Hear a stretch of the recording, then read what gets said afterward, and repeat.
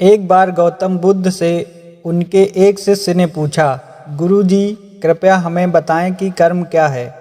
गौतम बुद्ध ने अपने शिष्य से कहा कि कर्म को समझाने के लिए मैं तुम्हें एक कहानी सुनाता हूँ।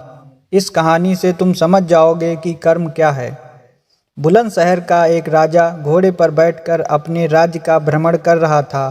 चारों तरफ भ्रमण करने के दौरान कि वह एक दुकान के सामने आकर रुक गया।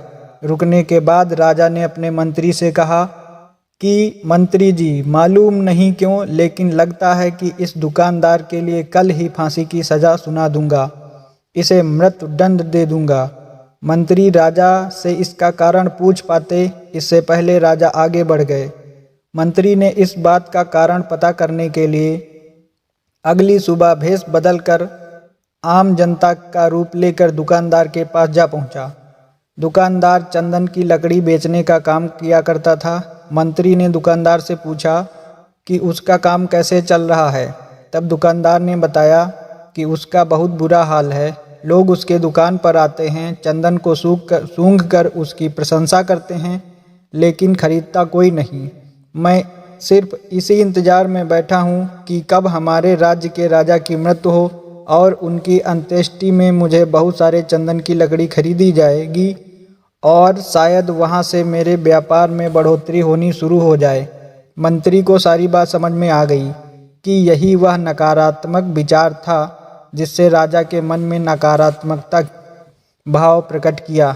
वह मंत्री बहुत बुद्धिमान था। उसने सोचा कि मैं आपसे थोड़ी चंदन की लकड़ियाँ खरीदना चाहता हूँ।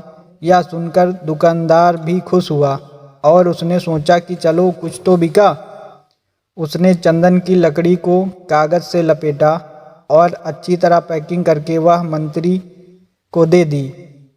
मंत्री अगली सुबह चंदन की लकड़ी लेकर राजा के दरबार में पहुंचे और राजा से कहा कि महाराज, वह जो दुकानदार उसने आपके लिए तोहफे के रूप में चंदन की लकड़ी भेजी है। यह सुनते ही राजा बहुत खुश हुए और मन ही मन सोचने लगे कि मैं बेकार ही उस दुकानदार के बारे में गलत बातें सोचा करता था। उसने चंदन की लकड़ी को हाथ में लिया, उसमें बहुत अच्छी सुगंध आ रही थी। राजा इससे बहुत खुश हुए और उसने दुकानदार के लिए मंत्री के हाथों सोने के सिक्के भिजवाए। उसी आम जनता का रूप लेकर मंत्री दुकानदार के पास फिर पहुंचे और सोचा कि मैं राजा के लिए दुकानदार के पास पहुंचा। दुकानदार बहुत खुश हुआ और उसने सोचा कि मैं राजा के लिए कितनी गलत बातें सोचा करता था। राजा तो बड़े ही दयालु हैं। ये कहानी जब खत्म हुई तब गौतम बुद्ध ने अपने शिष्यों से पूछा कि अब आप बताएं कि कर्म क्या है। शिष्यों ने उत्तर देते हुए कहा कि हमारे शब्द ही हमारे कर्म हैं। हम जो काम कर रहे हैं वही हमारे कर्म हैं। जो हमारी भावनाएं हैं वही हमारे कर्म हैं। गौतम बुद्ध ने सभी शिष्यों के जवाब सुनने के बाद कहा, आपके विचार ही आपके कर्म हैं। अगर आपने अपने विचारों पर नियंत्रण करना सीख लिया तब आप महान बन जाते हैं। जब आप अच्छा सोचते हैं तब आपके साथ अच्छा होता भी है। दोस्तों, आपके विचार ही आपको अच्छा या बुरा बनाते हैं।